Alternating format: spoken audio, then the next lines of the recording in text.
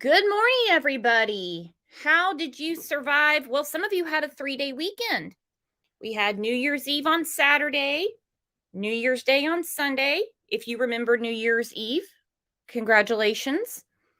Then a lot of people had yesterday off to observe the new year. So we are back to real life. Back to real life. Let me tell you, I had a very stressful moment here a second ago. I couldn't connect, and they said that there are outages in our area for Wi-Fi and electricity because of the storms last night. We went live last night about the tornadoes in the area. Well, we didn't have an outage like this last night, so why today? So if you lose me, I'll just have to reschedule the show and come back. Let's see who's in here. Kamari said, back to life, back to reality, for sure. Kane Corso, hello. Where you been, Kane Corso? We missed you. Tasha made it in. Sonia's in. Slim was in the show last night. Slim said likes hurricanes better than tornadoes. Alibi made it in. Good morning. Good morning. Misty Deuce here. Deb made it in. So if I didn't get a chance to tell you before, telling you now, Happy New Year. Happy New Year. Lauren, that sounds like so much fun. Lauren said, my husband got us and our kids a hotel room and we went swimming. You had it all to yourselves. That's awesome. I hate when I go to the hotel pool and there's like 30 people in the damn thing. I can't stand it. But I tell you, talk about stress. Who was watching the Bills and Bengals game last night? Damar Hamlin. Wow. They basically had to bring him back to life on the field. His mom, his poor mama. I think it was about 20 minutes ago. They said he's still in critical condition and they are concerned about how long he was without oxygen. It's a crazy thing. Then also over the weekend, my husband came and told me about it, and then I had to watch it, and I was like, I wish I wouldn't have watched it. Taylor Jones, welcome to the channel, said, poor thing, I'm surprised he's alive. Yep, Dina, he's so young. What do they call it? Hang on, I got to look this up. It's called, I'm pronouncing this wrong, I guarantee. Commotio cordis, sudden arrhythmic death, well, she's alive, caused by low, mild chest wall impact. Crazy. But he's in critical condition. Thank goodness Cincinnati has wonderful hospitals. That's great. Also over the weekend, we don't have any footage of this and we didn't watch it live, but the actor Jeremy Renner had a snow plow accident, had to be life flighted from his house outside of Reno to the hospital. I'm not, it's insane. It is insane. But I tell you what, they showed the clip again this morning of Damon Hamlin, and man, it's hard not to choke up seeing that, especially when you think about his mom right there in the stands, helpless, having to watch what was going on. Nana said, Jeremy lives by me. Did you know he got life flighted out of there, Nana Banana?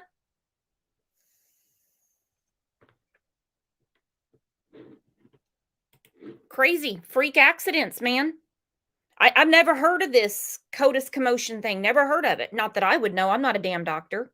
I'm not a cardiologist. But to think about, well, 2023, almost said 2022.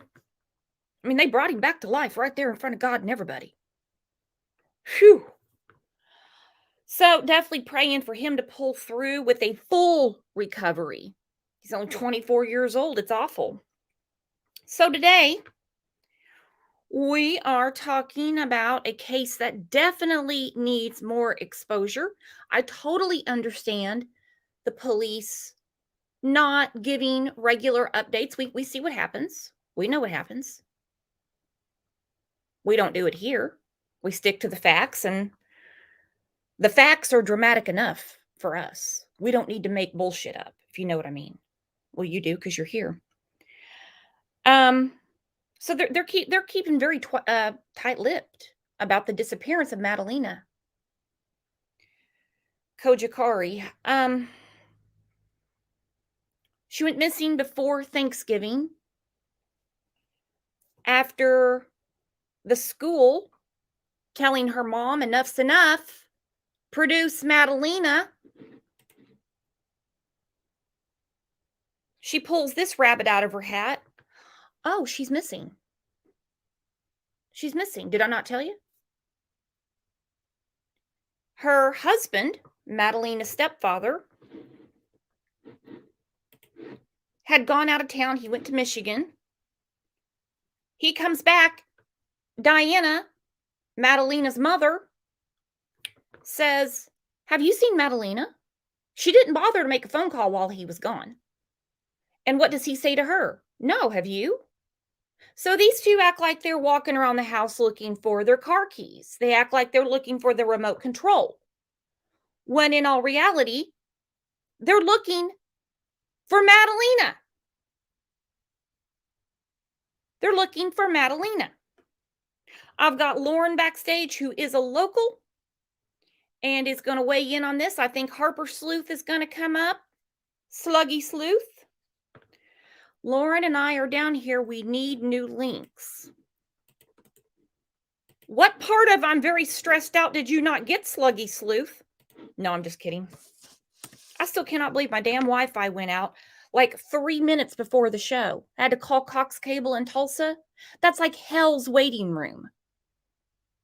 It's worse than the DMV. I can't believe I got through. I had to message Sluggy, and I said, Sluggy, I don't have any Wi-Fi. They said it's from the storms last night. Not a storm going on right now. There's not a storm going on right now.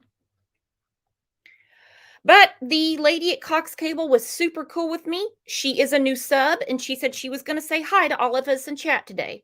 So if you see a lady in here that says she fixed my Wi-Fi, be extremely, extremely, extremely nice to this woman. She holds the plug to our whole show, and we have 2 shows today. We don't want to piss off her. We do not. So without further ado, let's bring up Sluggy. Let's bring up Lauren. We're going to get everybody up to date with where we sit thus far and go through some comments from the previous show. Thank you, Snow. That's how we do it. Snow said, we love you, Wi-Fi lady. C-Star, thank you, Cox lady. That's right. That's how we do it. We're going to drop her the members link too. They make good money at Cox Cable. Sluggy, good morning.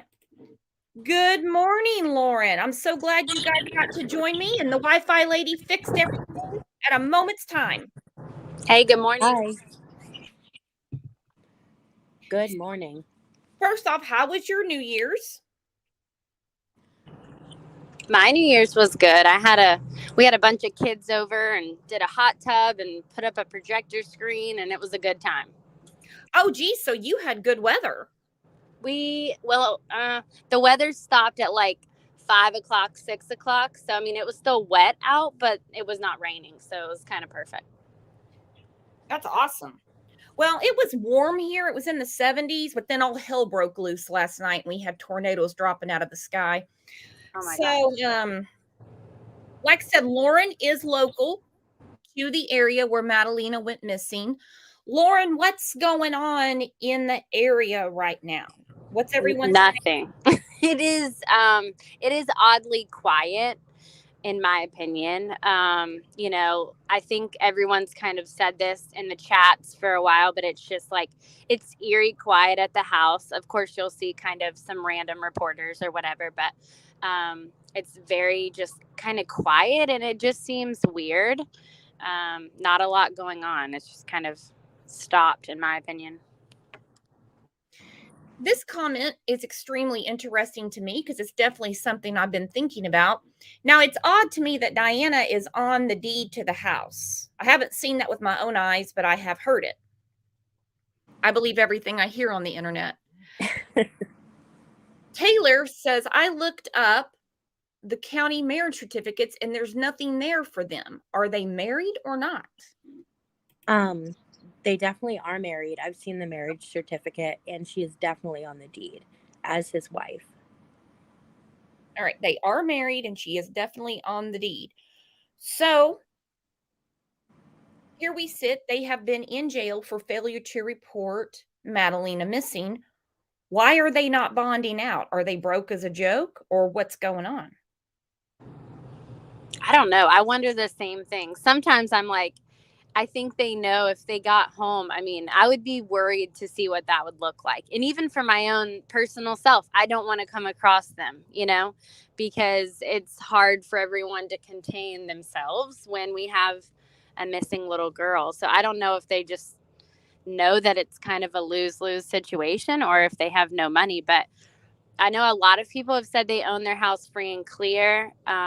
If that's the case, I don't know why they wouldn't be putting something against the house. So I'm just confused. That's Yeah. super confusing.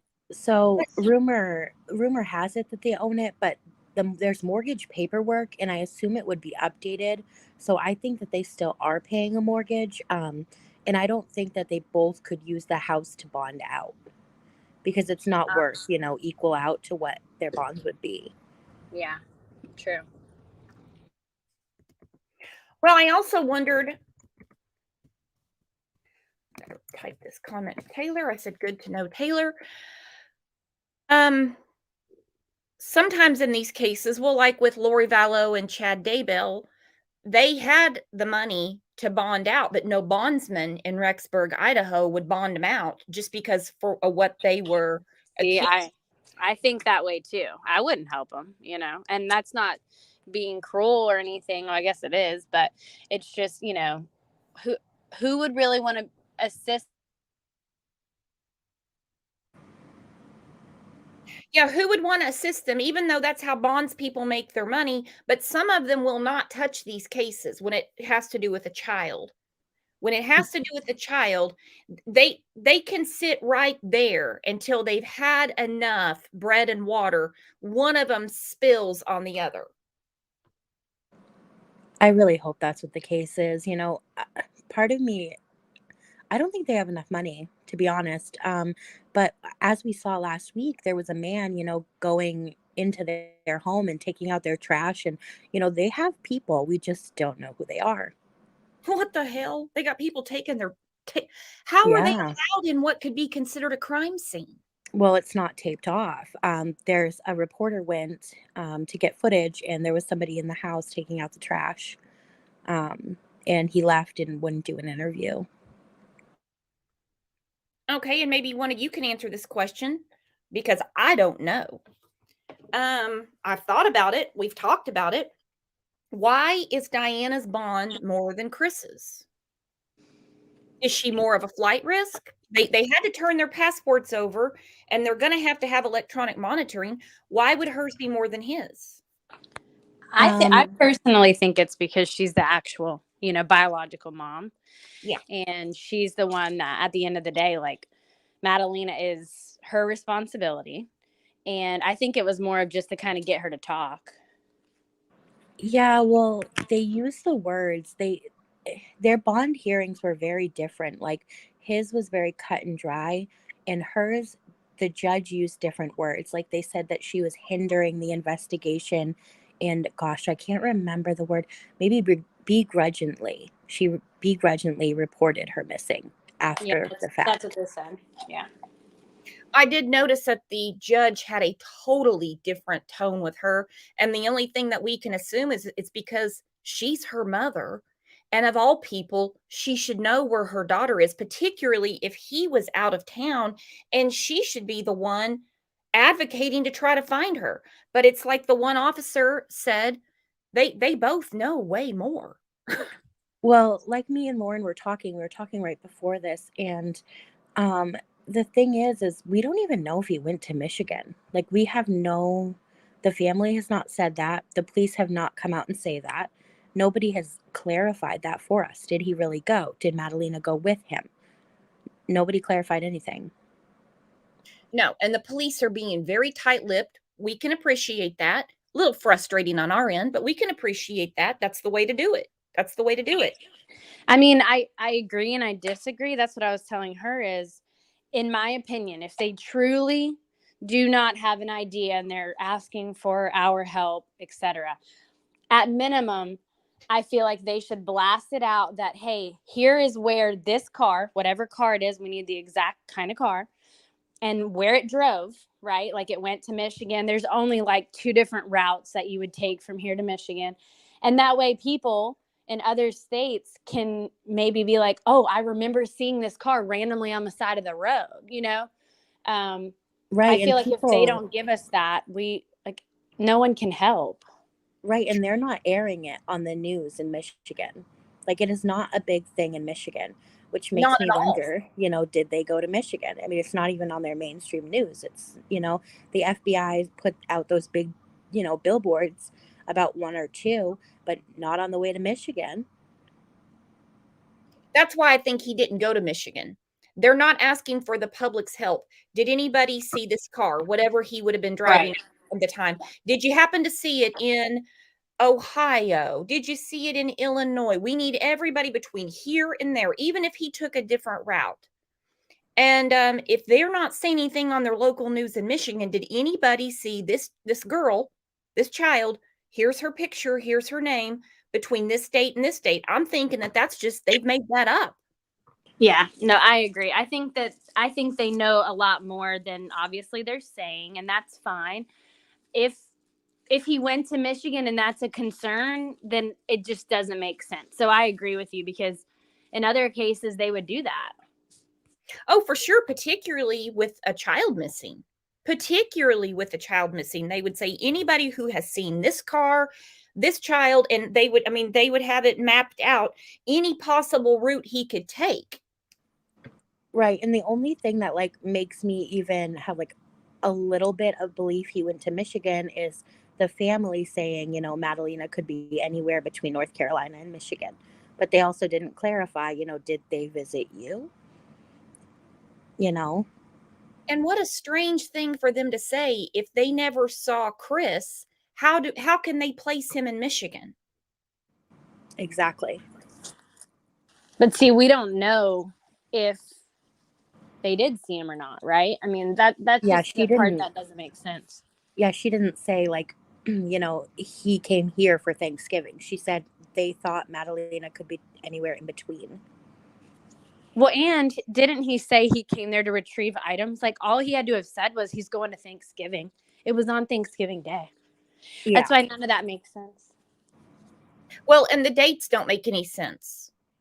The ride alone is 13 hours, and the weather those days were very, there was a storm. It would have taken him, at least 5 hours on top of that, equaling out to 18 hours there and 18 hours back for a 3-day trip. He probably didn't leave the state. I don't think he did. He could have been mad at her and went to a hotel for a few days. I mean, I don't know. Their marriage to me, this is just my opinion, I don't know, seems like more of an arrangement than a head over heels in love type of thing. See, I really thought that at first. Like, I really believed that. But lately, there's been a couple of people that have, started creeping out that have known them over the last 2 years. And they say that their relationship didn't seem anything of the domestic violence side of things. They seemed really in love. Before they were arrested, they were seen, quote unquote, making out. I mean, there's a lot of things that have come out that are weird. And I don't know that this is the case, but there are some marriages that are for a certain convenience where they're kind of like over the top PDA in front of other people, but behind closed doors. He goes to his room, she goes to her room. I don't know. Yeah, I've seen a lot of people saying that as well. That's not something that came to my mind at all. Like they live, in the same house, but not really. Or some people are speculating that he might not even live there. I personally don't believe that at all. So you believe it was a true marriage, that he met her over there and they forged a relationship. Well, I mean, yes, but I don't think it's like healthy by any means. Oh, no. Yeah, but no, I think it is a as legit of a relationship as it could be, I guess. But I'm sure that she's very controlled, and normally in that kind of situation where you're purchasing a wife online, that's kind of what that looks like. But I don't think that they like live in the same house but separately. Like that just doesn't make sense to me. But Yeah, they after looking really, they went on, family trips with each other's families. He went over to Moldova and visited before they were married. There's yearly pictures of them, at a lake. Eh, I don't know. I do think that they, at first I was really running with the, marriage abroad, I'll say. But now that I'm thinking about it, did they meet on Facebook? He went over to visit her. They were in love. She came over. They got married, bought a house, you know? What's really weird to me, I mean, the mail order thing is weird, period. It's just not something I can wrap my mind around, because it just seems like you're purchasing a human in a way.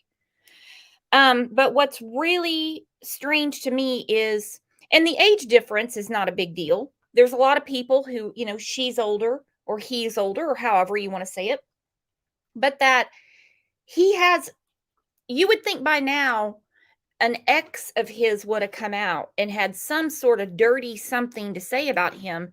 It's like he's lived this bachelor style life.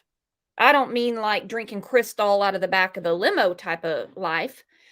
And then suddenly he wants a wife and a child. Well, and that's the thing too, is like, we don't know because nobody has come forward. No one. The No one. only lady that has come forward now is the one that, works at somewhere that they frequented. We don't know anybody that, went to horse riding lessons with Madalina, or, her favorite color, or we know nothing, nothing about him, nothing about Diana, only what we can find online. Nobody personally has come out.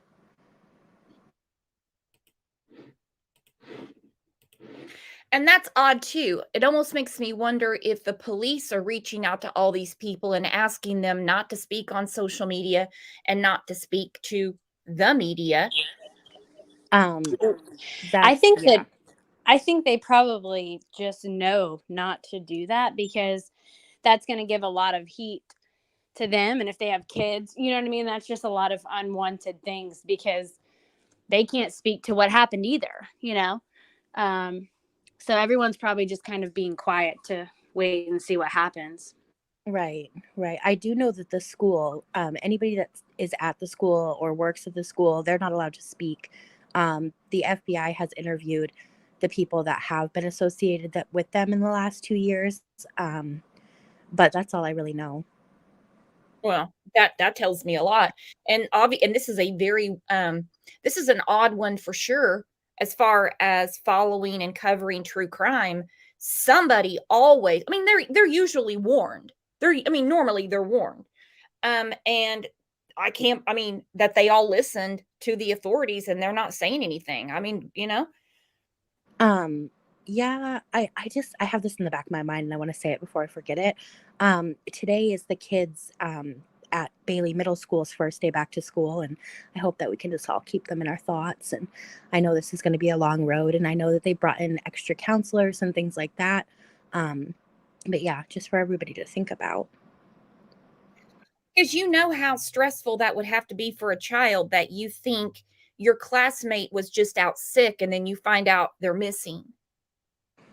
All I can think about, like, this whole case, and I've been following it so hard, and all I can think about is like Madalina's bus buddy. Like, my kid tells everything to her bus buddy, the one they sit with on the bus, and the last one to potentially have seen and spoken to Madalina. That is really sad.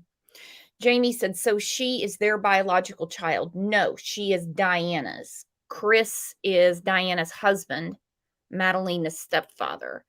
Let's look at this clip and get everybody up to speed, and then I have a couple of questions maybe we can all weigh in on. Hold on. New tonight here at 10, for the first time since her disappearance, the Cornelius Police Department has released a video update on the search for missing 11-year-old Madalina Cojocari. Thanks so much for joining us tonight. I'm Andy Satowski. Madalina has been missing for more than a month, and she wasn't reported missing to authorities until nearly 2 weeks ago when her school finally got involved. Queen City News Northeast Bureau Chief Sydney Heiberger has been following this case closely for us. She's live outside of Madalina's home on Victoria Bay Drive in Cornelius. So, Sydney, what did we learn today? Yeah, Annie, Cornelius police officials say their investigation has taken them around the globe. We know Madalina's mother, Diana, and her mother's side of the family is from Moldova. We also know that investigators say they've conducted interviews across state lines. We know that Madalina's stepfather, Christopher Palmer, told investigators that he took a road trip to his family's home in Michigan shortly after they last saw her. And I can tell you, Cornelius police did not mince words when they said they believe Madalina's parents are hiding information. 245 door knocks, 250 leads chased across state lines and around the globe. Hundreds of law enforcement officials working this case from the local to the federal level. One of the challenges in this case, simply put, we were not notified she was gone. A delay of 3 weeks. On Tuesday, Cornelius police released their first video update in their search for Madalina Cojocari. Madalina's mother, Diana Cojocari, told investigators she last saw her on November 23rd, but did not report her missing to her daughter's school until 22 days later. School officials had repeatedly tried to contact Madalina's parents. Finally, on December 15th, Madalina's mother walked into school and said her daughter was missing. A search on land and on Lake Cornelius. Investigators were also seen carrying out items from Madalina's home while executing a search warrant last Wednesday. We know everyone has a lot of questions. We also have questions and are doing everything we can with proper legal authority to get those answers. Diana and Madalina's stepfather, Christopher Palmer, are still in jail for failing to report her missing. And when it comes to their level of cooperation, this is a serious case of a child whose parents clearly are not telling us everything they know. Diana Cojocari and Christopher Palmer will have their bond hearings tomorrow morning. We're also hoping to get our hands on that search warrant to hopefully find out a little bit more about what police found when they searched this home last week. I'm live in Cornelius. Sydney Heiberger, Queen City News. Yeah, she's right. That officer didn't mince words. Report it to school, but you didn't say anything to the authorities. Now, to catch everyone up, she did tell her relatives in Moldova that she couldn't find Madalina. Now, they could have called the authorities, but they didn't. I think that's odd. Now, at the last court appearance, I don't know if they're still here, but some members of her family were in the courtroom. And when they left the courthouse, they were approached by reporters. And there was no, we're just here to find Madalina. We want Madalina home. We want Madalina safe. They basically said, leave us alone. And they did the shoe sign, with your hand, like, shoo, get out of my face. What did you guys make of that? Because it to a lot of people, it was very rude and a really bad look. So I hate how you you put it that way. But it's true. So it would really help to know what family was there. So Okay. To our knowledge, Diana doesn't have family in the U.S. I mean, she stated that herself. When they asked where Madalina was, she says, I don't know. I don't have family here. I've seen people say Florida, though. Have you seen that? Yeah, I saw that, but I know that there's no relation. Could it be maybe a close friend? Yes. But they said family, and it really makes me wonder if her sister is actually over here. But the thing that really grinds me is that the sister has such big power in Moldova, and she has the capability and ability to put Madalina's face in front of millions of people. Yet we don't hear about Madalina. They don't really have, from what I'm seeing, they don't really have anything to say.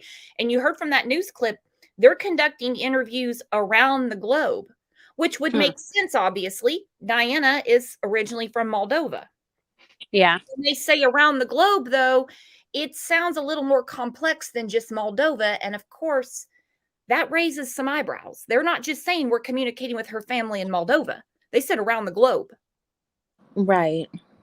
Another thing I got from that interview is that there's 3 dates that are really telling to me, and that would be December 12th, December 14th, and December 15th. So it's not, they're making, so December 12th, the counselor and the RSO came and they left a packet at her house, like a truancy packet. But the 14th is a huge red flag for me, because the 14th Diana called and she told the counselor she's going to bring Madalina in with her tomorrow. The 15th, she went and reported her missing, and Madalina wasn't there. So not only did she have one date that she could have told somebody, 2 dates, this was neglectful. This wasn't, No, and I totally agree. The only thing I will say, and I totally think that she knows and all of that, but I know that words can be twisted, especially when we're dealing with different, I know she has decent English that we heard, but that might have been misconstrued, that little piece, right? I just keep that in mind. And then what was the other thing I was thinking? Oh, with the school, I don't know. I just think that some things can be twisted in kind of what was said, what she meant, I love you, Lauren, but she's been here for 6 years. She knows, you know what I'm saying? She's been here a long time. And, when filling out those papers, she has to say that she understands. She read through it. She understands. She knows what she said. We've seen videos of her. We've seen her in the bond hearing. And in my opinion, I really think, she knows how it works here. And she knows what happened. Oh, yeah. The other thing I was going to say is her family. Like you kind of said, it depends on where they're from. But if they're from Moldova, then they just might not trust, anyone here. And that might be why they're being quiet. But if I had a family member that was missing a child and they informed me, first off, I would be like, go to the police immediately. But if they weren't, I would report them. You know what I mean? Like I would report that child missing. I would be blasting it everywhere. Like I agree. None of it makes sense. But why would they be teaming up against Madalina? I mean, she's an 11-year-old child. So none of it makes sense. Right. And you've watched this kind of unfold in the group that we created right from the beginning. And in the beginning, people reached out to Diana's mother over in Moldova, Moldovan speaking people. And she claimed at the beginning that she didn't even know Madalina was missing. And then it started to unfold. They started to do international news interviews. The mother said in one of her interviews, that they've been drugging, that she felt drugged. I don't know. I just don't know about that side of the family, and none of it makes sense. Well, and Just Me has a good point. She knew about a public defender. I don't know if she had been counseled before she had her Zoom court hearing. The judge asked her what she wanted to do, and she said, public defender, ma'am. And she said it plain as day. Now, I believe 100% that there was no language barrier whatsoever when the school left the truancy packet, when the school said, produce Madalina, and she said she would have Madalina at that school. She had to have known that they were expecting to not see her. They're not asking why she hasn't been in school. They wanted to see Madalina. How did she plan to produce Madalina? Seems to me that she knew she couldn't, because she went in and she reported her missing.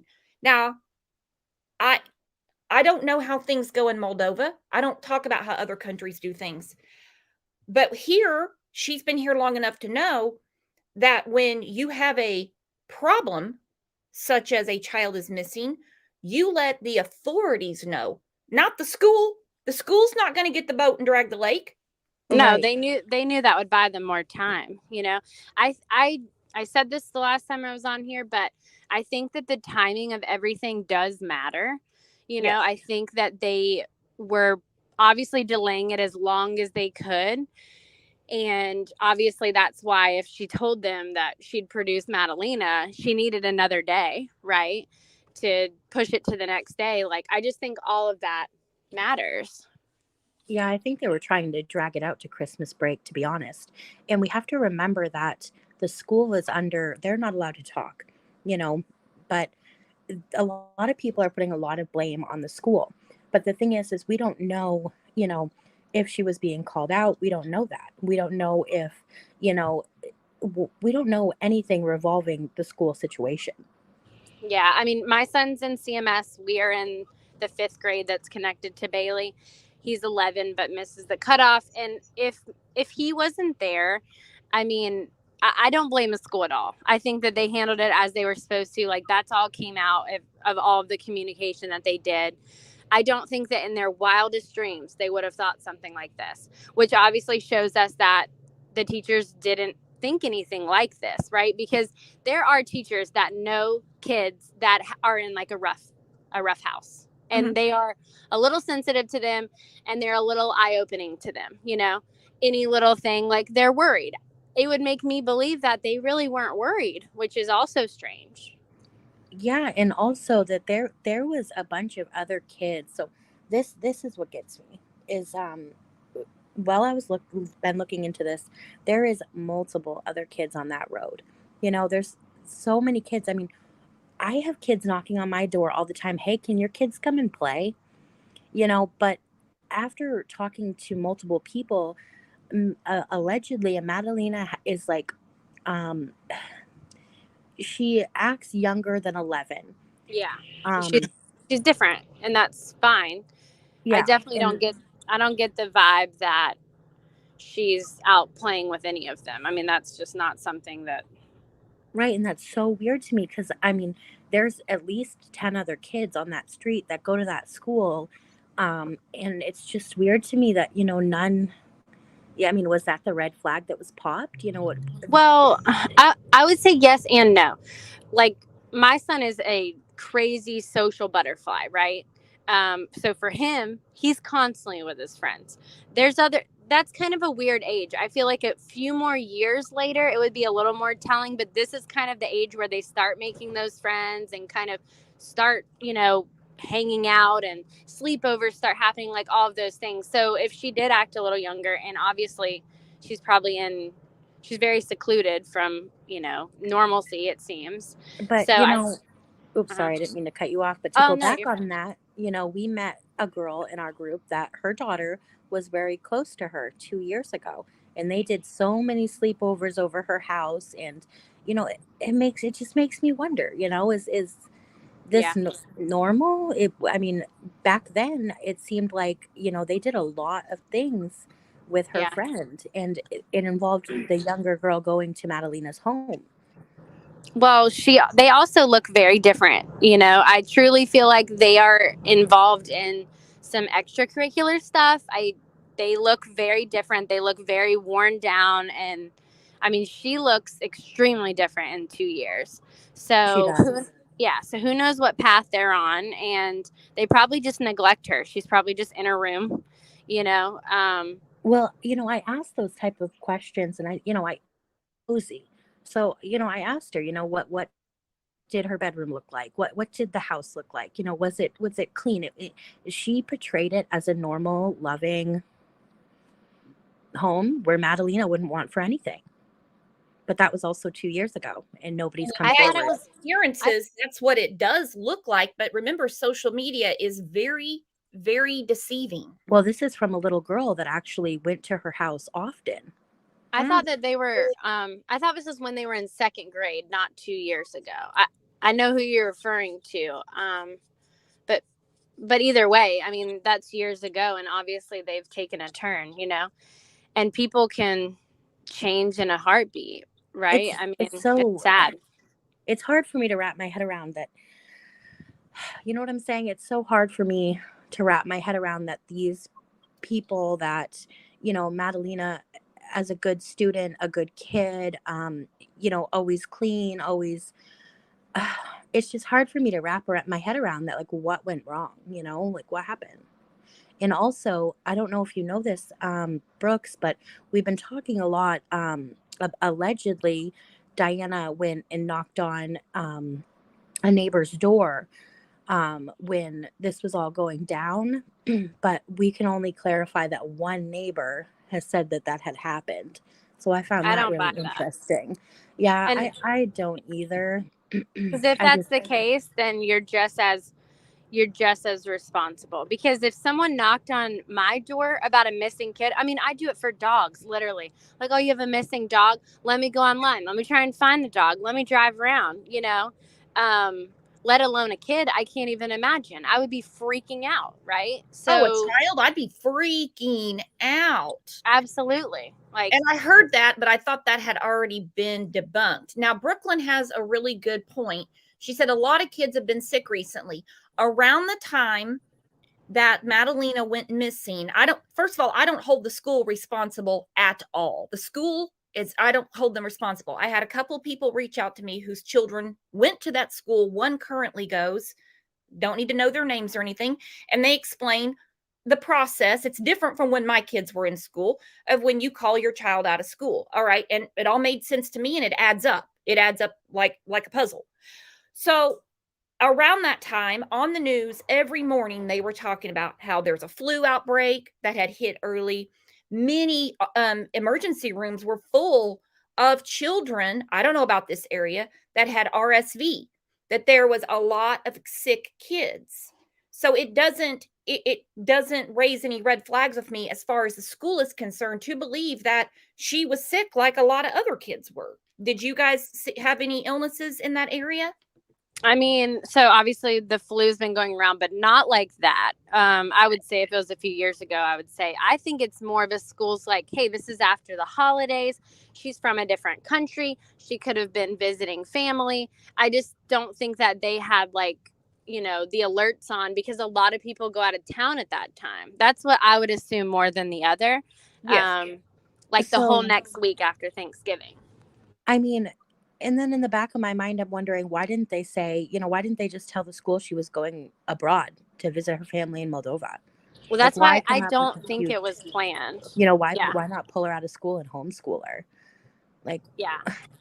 I don't think it was planned. Me and my boyfriend go back and forth on this because he thinks this was like a planned ordeal. And I just don't, because they needed so much time, and it seemed like they still needed more time. I just feel like this was more of like not a planned thing, and they were trying to figure out what to do or what to come up with, which their story was still horrible and doesn't make any sense. But I don't know.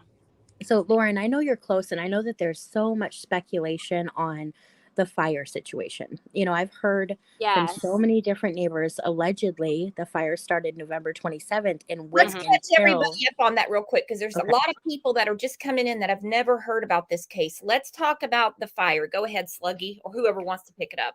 So, allegedly, so there's just so much rumors around the fire. So, allegedly, it started on the 27th of November, and But a people are fire in claiming the that it backyard, went. correct? The fire's in the Yes. backyard. They were supposedly burning a couch. Yeah, allegedly they were burning a couch. Allegedly they left the garage doors open for a period of time. But people are saying that this fire went until Diana was arrested on the 17th of December. What the Yeah, hell? I've heard that. I think maybe they mean more of like, you know, it was such a big fire, it probably still had like, you know, a little bit going. But I think with the fire, I have seen that the fire department was actually came out there. That's interesting. And I feel so horrible if that's the case, because I know those people feel horrible, right? Yeah, allegedly a neighbor called 911 on the 30th of November for the fire. Yeah, I saw they had multiple calls in, because and it should have been, because like you don't burn stuff like that here. Like I'll do s'mores in the backyard for an hour, but you're not burning stuff. Like that's not. The way it was described to me by a neighbor, the couch or whatever Reason was in the for it. backyard was smoldering for days. So it's not like flames coming up over the fence. Right. And then the garage doors open gets me. Why? Like Diana reported her car being broken into a while back. You think that they would be very, I don't know. That No, weirds it's me out. weird. No, that's what I'm saying. You can't have a fire going in your backyard. Your garage is open, but you have no idea where your kid is. Like, you're just out, dealing with a fire. That would be the last. Like, that's not a coincidence at all. And I And they think that's why were the police aren't really saying much about that, because it does play a big piece. right. And allegedly they were going about their life like, Madalina was there. They went to the same store. I'm not going to say store. I don't exactly know what it is, but the same place that they crossed before with Madalina on a normal time without her. So they went on their lives like a normal day. And I just don't think that she's out of the country, because our federal guidelines, they would easily Yes. be able to know that she had been taken out of the country. There would be a manifest, even if it was a private plane, there'd be a manifest somewhere that had Madalina on that plane. She didn't swim. She didn't There's swim. Well, I mean, people are talking about obviously her being, sex trafficked. I personally do not feel that way at all. Obviously that would be hard to trace because it happens all the time. And I know it happens all the time, but I do not think that it's relevant here at all.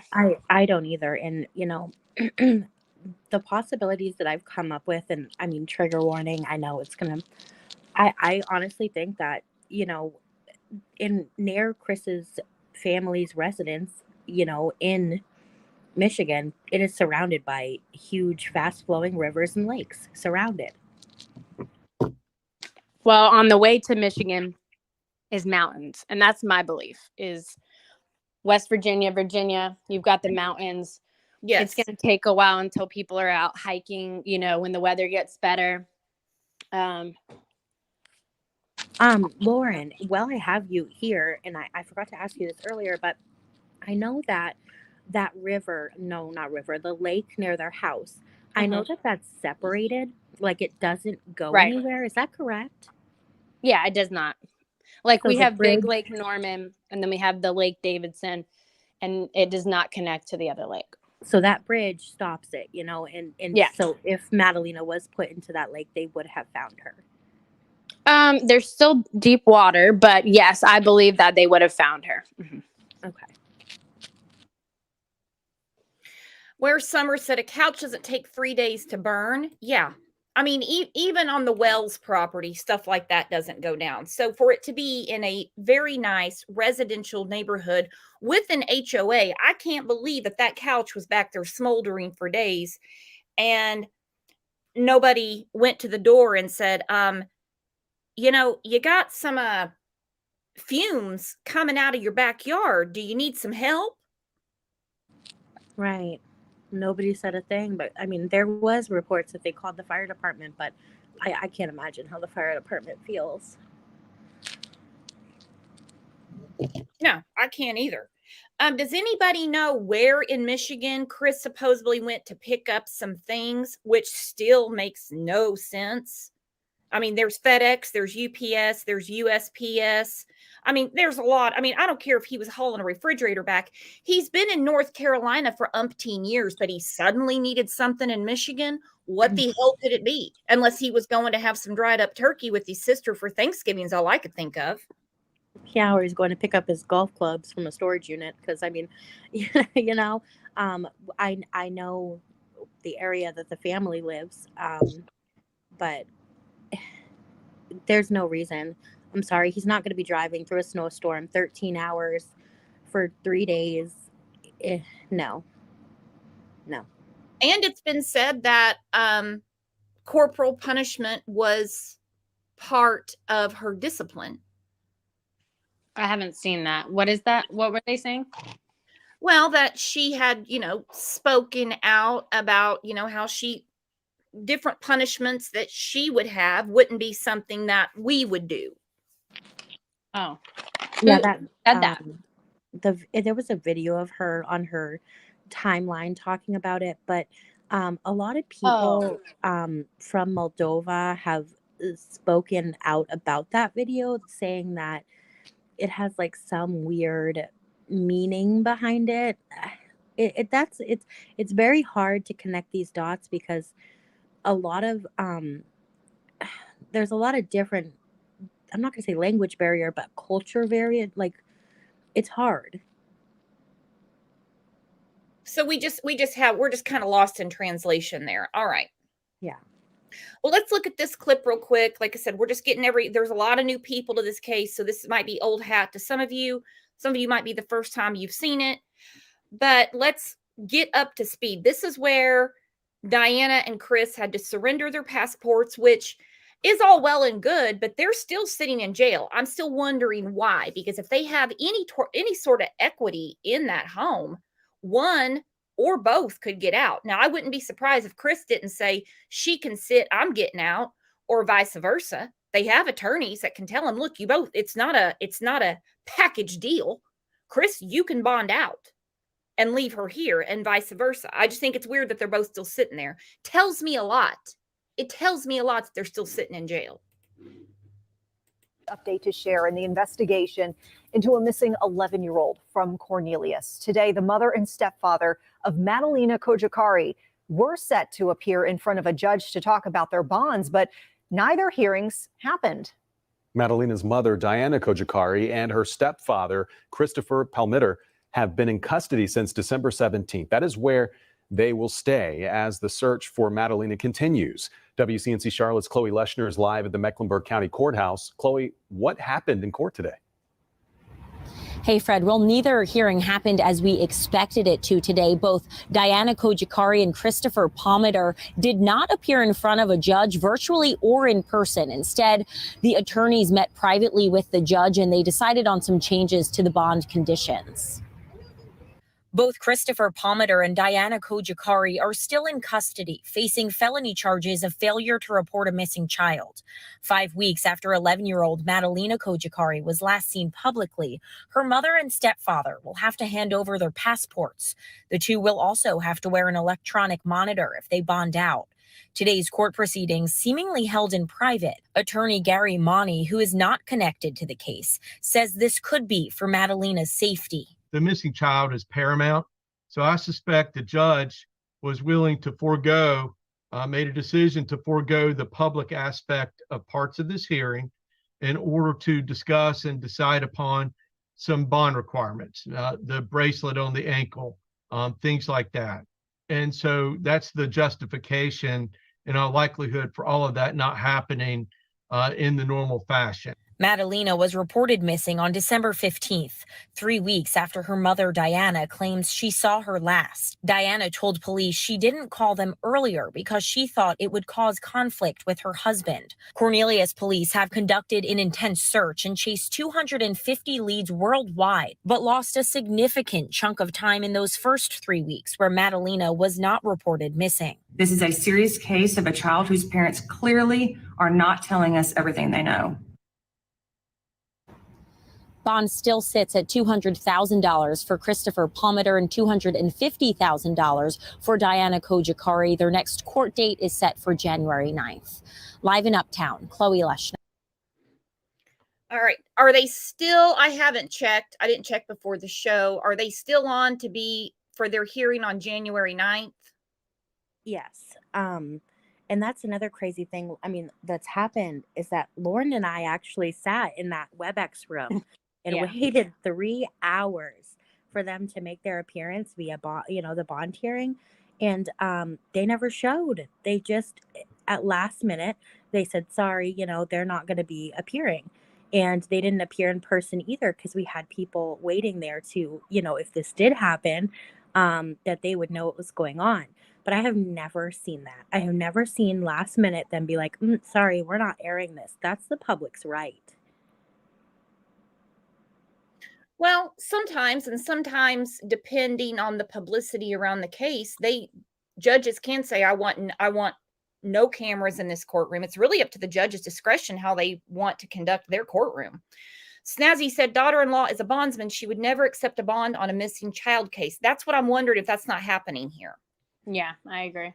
Because even though they're not going to be let out to go to the bank and fill out a second mortgage, their house is literally just collateral. It's collateral. It's done often in bond agreements. Right. You're it's kind of a crazy way that it goes down. It goes down a lot faster than when they do the cash. I'll tell you what, that's nuts. But I can't Well, believe how people can just put their house up and walk out. even if they both couldn't put it up, you think with Diana's family connections that she could have afforded to bond out either way. I wondered about that myself. I thought the sister was a very famous singer in Moldova. I wouldn't Yeah. help them either, and hopefully that's the case, right? That Right. no one wants to help them. They want them to talk. But did you see the thing about someone speculating? I guess someone was taking photos and they were thinking, is it an appraisal? Did you see that? Yeah, I saw that Friday somebody had come out and allegedly they were focusing more on the fire pit and like the umbrella in the backyard. But I did see photos in the backyard. So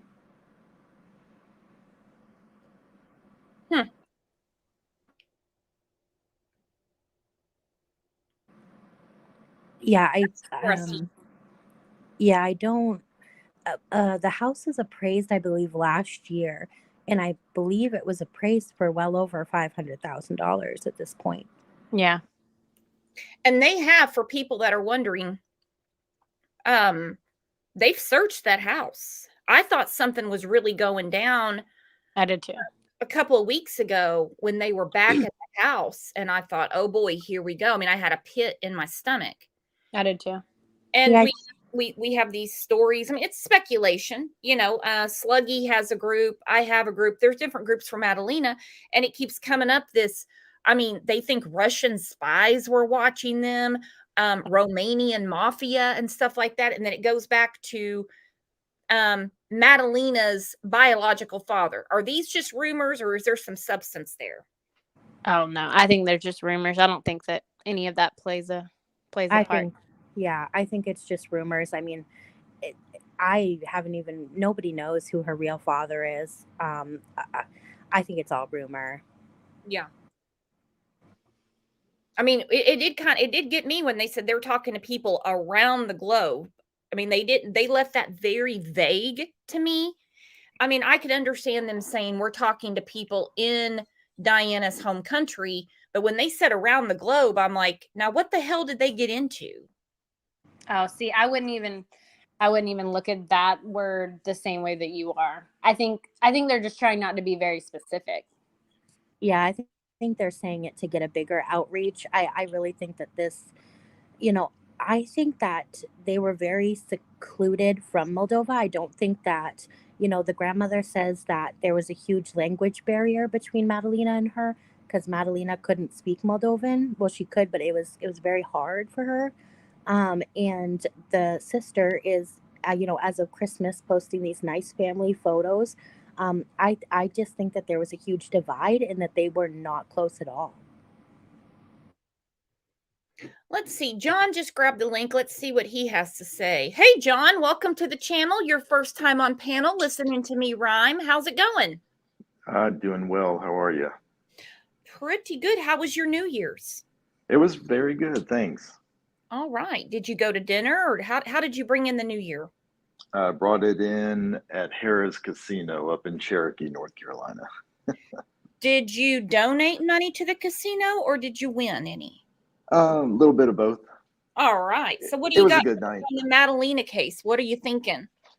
Hey, so I think it's interesting listening to the comments about Moldova. I think I mentioned to you in chat that I retired Air Force. I've been to Moldova a half a dozen times. Thank you for the service. Thanks. And while some individuals, they're talking about how they discipline their children and everything else, all of that is just speculation. I can tell you firsthand that they are very, very family oriented. Having said that, I believe that is probably the one barrier that's going on with the family there's one part of Moldova, the north region, that is still Russian dominated. The lake that you see, it's really not a lake, it's called the Dniester River. And that's kind of the divide there, former Soviet. So they are very leery of the Western culture. I'm not sure exactly what area she was raised in, but so part of Moldova, they speak predominantly Russian. The rest is Romanian. The language for Moldova that was adopted is Romanian, but very, very family oriented. I think that's why her family is trying to put the wall up and trying to protect her, because they probably don't believe that our judicial system is going to protect her. Just my thoughts. Oh, that's good. Yeah, I As agree far with you. as as far as her asking for a public defender, I forget who said that timing was everything. I completely agree. I believe Chris probably educated her as much and as fast as he possibly could. Look, I in the beginning, I thought that they would, might find her alive. At this point, I don't see how that's possible, unfortunately. Both of them are in it together. I think he is probably going to take her down. She did herself a disservice in the beginning when she made the timeline known to the police. She made it almost appear that she was the last person seen with this child, because she didn't go into the bedroom until, 10:30, 11 o'clock the very next morning. And that's when she discovered her daughter missing. That puts her alone, because we already know that she said that Chris left to go to Michigan. What a good point. So she's there alone with her. That's when Madalina goes missing. Well, see, I don't agree. I think she's trying to say that, hey, she was in her bedroom. He might have taken her, right? Like, I think she's kind of leaving that open, like, well, he might have taken her because I didn't look until 11 o'clock. Mm-hmm. Well, I can agree with you there, except for she said that, she went to bed. Madalina went to bed. Then she went to bed. Chris left at whatever time and stuff. Her verbiage still, to me, leaves him, Chris, an out, putting the mom there alone with Madalina. That's all I'm saying. I don't know. So I thought there was no clarification. I thought that, I could be wrong, that Diana claimed that Christopher left at night, or in I think there's a discrepancy in the time. It was. Yeah, you're right. Oh, yeah. Like Callie Thunder said, strangest timeline ever. And you all know me with time and timelines. Let me look at the name of the show. There's a crime line, timeline, criminals lie. And when the time can't change, but when it changes for these people, I lose it. Yeah, because we don't know if he left the night of the 23rd or the morning of the 24th. Because he said it was two different. Yeah. True. We know that from her statement is they got in an argument on the 23rd. And then, oh, by the way, all of a sudden, I can't find my child the next day. Yeah, and see, I think she was also trying to leave open that, oh, maybe she ran away because there was fighting, and you know what I mean? Like, I just think she was trying. I think that was kind of their talked about plan of what to say, but it backfired for sure. Right. And with the clothing, I found that really interesting that they said that there was bags and clothing missing. Yeah, but she's trying to say she ran away with it. That's what I felt like. Yeah, or that Christopher took her with him. Yeah. Well, the one thing we can be assured of, and there's not a doubt in my mind, just based on what just happened over this past weekend with the Idaho college killer, the DNA is there. If the garage was opened, possibly removing fumes out of the garage, maybe that's where he, if you look at it, worst case scenario, dismembered her or whatever. There's DNA in there. Oh, yeah. I don't think it's a problem if there's a friend going in the house taking out stuff or whatever. The police have already removed everything that they possibly could, as far as the case is concerned. So just like if he was to move or sorry, not move, but travel out of North Carolina, you can be assured if the license plate was the same license plate that's on the car now, traveled across lines, those license plate readers, there's going to be hits all over the place if he went. I think somebody said earlier there was only a couple routes to Michigan, but if I was trying to dump a body somewhere, I wouldn't take the two most known routes. I would be driving the off-country roads and everything else. So unfortunately, with the weather, the way that it's been north of here, if he did dump her somewhere between, it's going to be one of those cases of in the spring, early summer that she's discovered. Do you guys ever think that this whole Michigan thing is just to kind of get people to look that way, you know? Yes. Because I think I mentioned this last time, like, and I'm not saying anything negative, but there's a lot of wooded area in that neighborhood. They're not walking it, you know, which I find strange. Where's the plea? Where is the plea from the Michigan family? Like, where is our granddaughter? Where's our niece, our cousin? Where's the pleas from these people? Well, all I want is a list of items that he said he was going to go get. What's the list? And can the family verify that he actually made it to Michigan and took those items that he said, you know, so give me a list first, and then I want to hear the family's list to see if they both match. Right. Yeah, and on Thanksgiving, it makes no sense. No, it doesn't make any sense. And as far as Victoria Bay is concerned, lived in there several years before we moved out. We moved out prior to Chris buying that house. There are a lot of wooded areas there, a lot of trails to walk back by Lake Cornelius and stuff, by the clubhouse and the pool back down there. But those are too obvious of places. There's no way that it's going to be that close to home. Right. Well, and I agree, but I just think that, I mean, just like in the Casey Anthony thing, you know, like everyone would have thought that as well, but she was found like right near her house. I'm just saying, I don't know if that's like to kind of steer you somewhere different.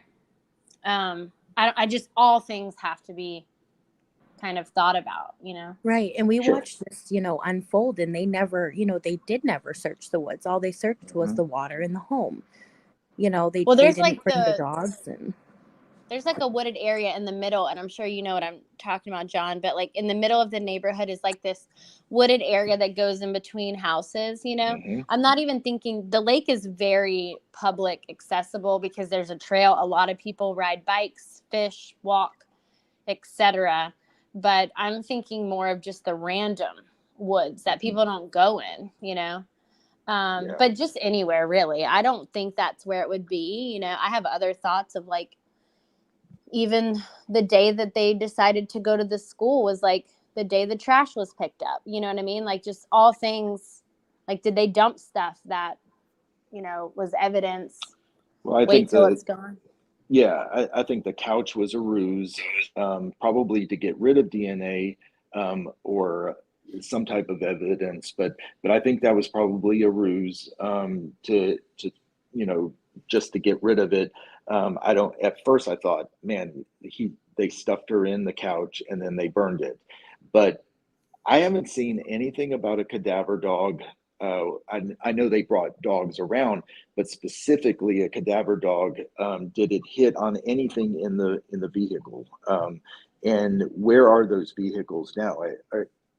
Is there one that has been towed off? Yeah, or they both? towed them. Okay.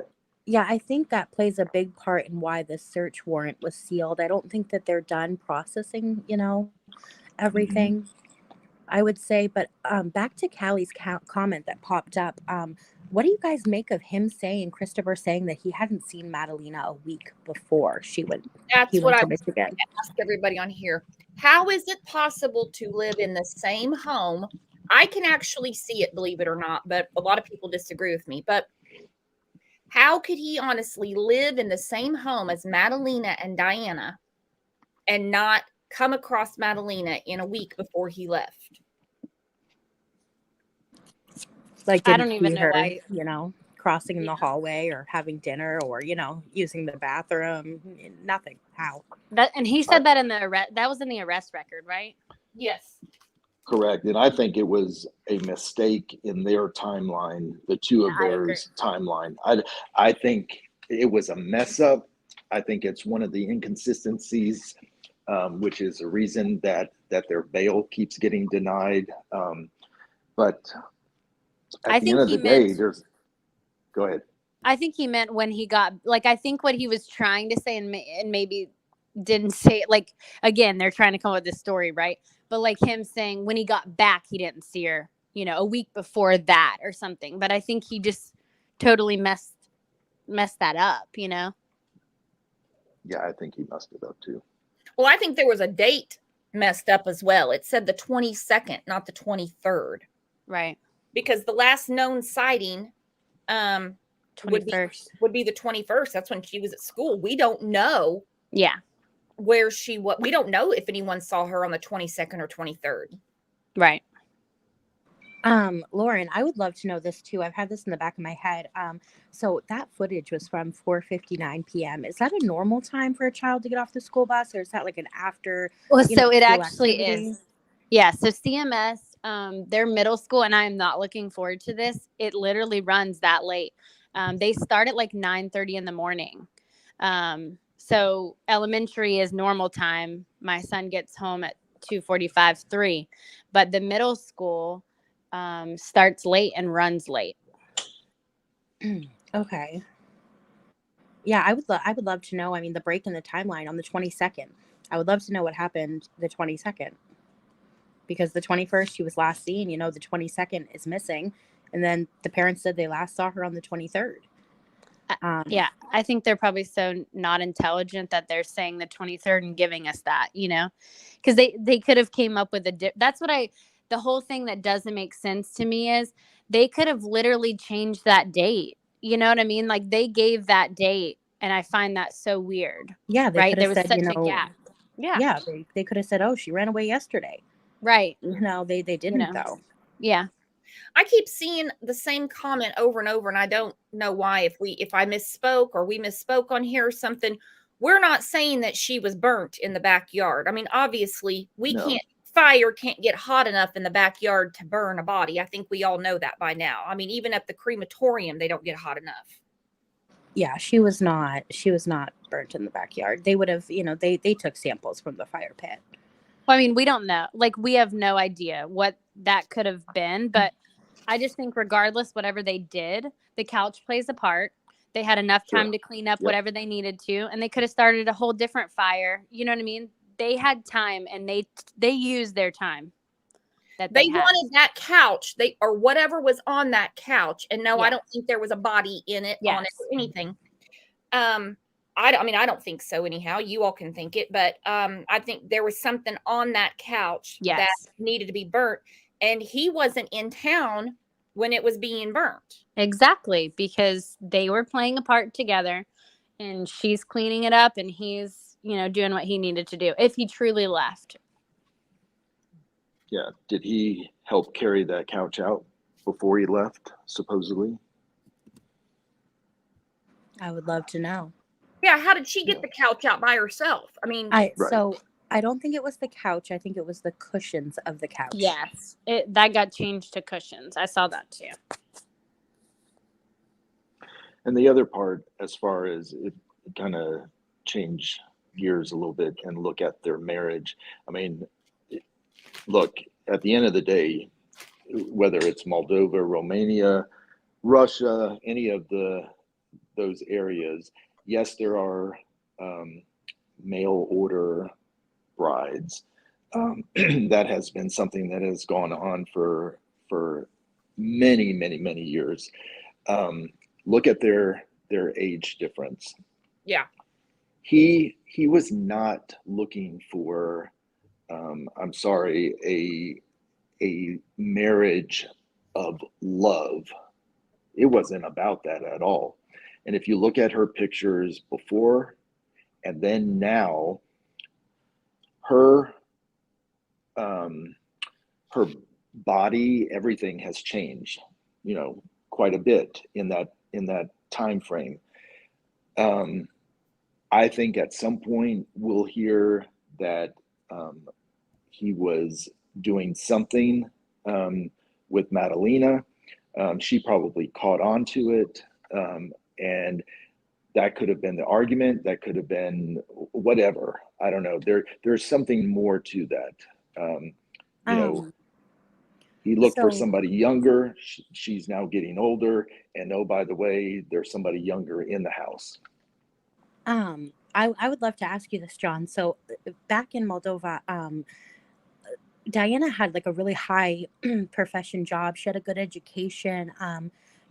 She was an established person with a very good background, and a supportive family. And would you think that, and for the record, I believe that they've claimed it was the capital, that she was raised near the capital of Moldova. I could be wrong. But do you think that it would be more of a possibility of this being something like that, or this being, something they met over the internet and, they fell in love, he came over and visited and she went back? I think this was just strictly, she was looking for an out for her daughter. So Chisinau is the capital of Moldova. Around there, when you get into Chisinau, they have a hotel, a few more hotels now than from when I was there and stuff. But their main wine and produce are their two main forms of money and everything else. Sure, they have banking and stuff in there, but when I was there, my interpreter was a neurologist, a full-time neurologist. He made $38 a month, American dollars. To them, that was a lot of money. Now, the last time I was there was back in 1996. So things have changed. Their dollar, the lei, is getting better, but at the same time, a majority of the country is very, very, very poor. Wow. So all they were doing was, for me, she was looking for an out. And I don't know if y'all know this, but North Carolina has a very high population of Romanian. So people from Romania and people from Moldova. If you go to Hickory, there is a honorary consulate for Moldova there. Used to be a gentleman named Florin Pindicblaj who has multiple, it's called the Little Samaritan, but he goes over and he has orphanages over there that he helps take care of these children and stuff. Very, very impoverished. They have a high number of orphans that live in that country. Wow. So it's very sad. And that but makes me rethink the family could have bonded her out. I didn't know that was that huge of a money difference. Oh no, You know what I'm saying? no, there's no way. They would have to be in pretty deep, like almost like a cartel type, in order to bail her out. They don't have the money. There's no right, one which over makes there me think, like that. do they have the money to even come over here for this bond hearing? Yeah, it'll be donations that they'll need to get over here, but then they'll have to get a visa and everything else. So let me ask you this, John, because I mean, I don't know if you saw it in the group somebody had a question about how her family got over here so fast.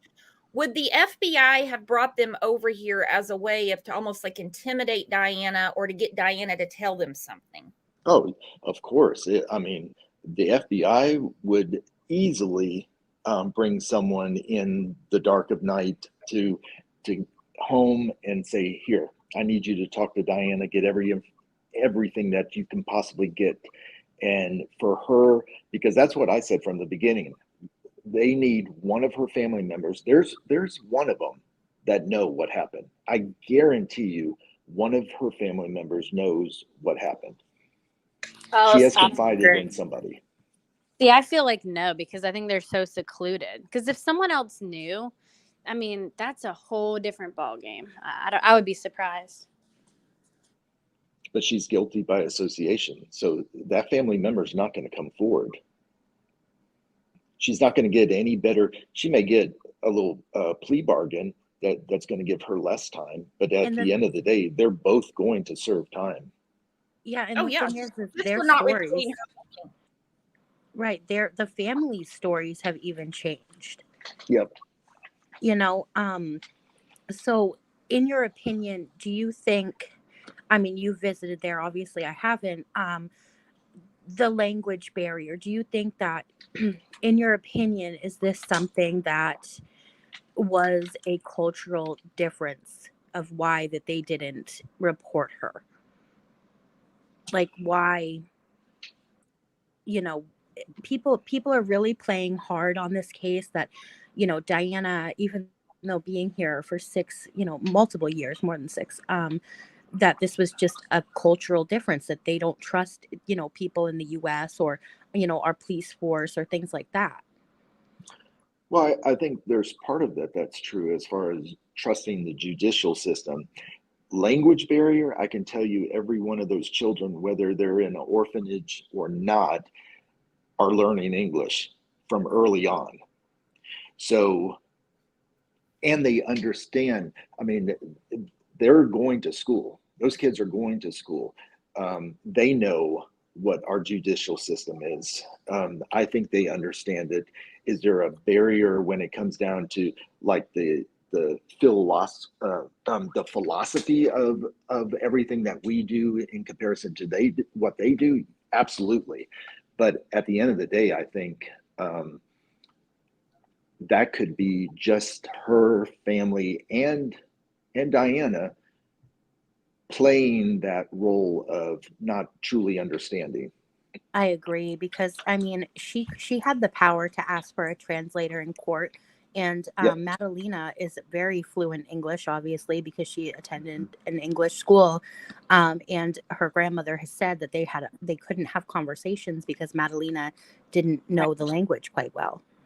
Well, and if she didn't play a role in it, if she had nothing to do with it, as a mom, and you're in jail under horrible circumstances, you had nothing to do with your kid's disappearance, you would be begging and pleading, even if you didn't have the money, anyone to help me. I've got to find my kid. Let me, you know what I'm saying? Like, I don't Screaming see any of and that. losing Losing on it. doors and Absolutely. calling your relatives, and there's so many things that went wrong here. This isn't just like one little communication error. This is a month of failure. There's no language barrier when it comes to being a parent. Whatever No, language you speak, exactly. if you find your child, you're going to figure out a way to communicate that you need to find your child. Right. Which tells me she was an active participant in whatever happened and the ultimate cover-up. I agree. And they haven't flipped on each other, which makes me think they're both to fail. They're both to blame. Absolutely. Harper, I sent you something in the chat. One of the girls in there is saying that her uncle's a first responder and that they did not know she was missing when they were called to the fire, and that he said the mom was acting very weird and did not want them putting out the fire. Yeah, the police chief has denied all comments too, because I would love to see that. Oh yeah, I'm sure. The fire has something to do with it. It does. For sure. Too many weird things went on from right before Thanksgiving, well, till now. And you talk about language barriers and cultural differences. You'd have to have the balls of a burglar to tell the fire department, don't put out my fire. You're right.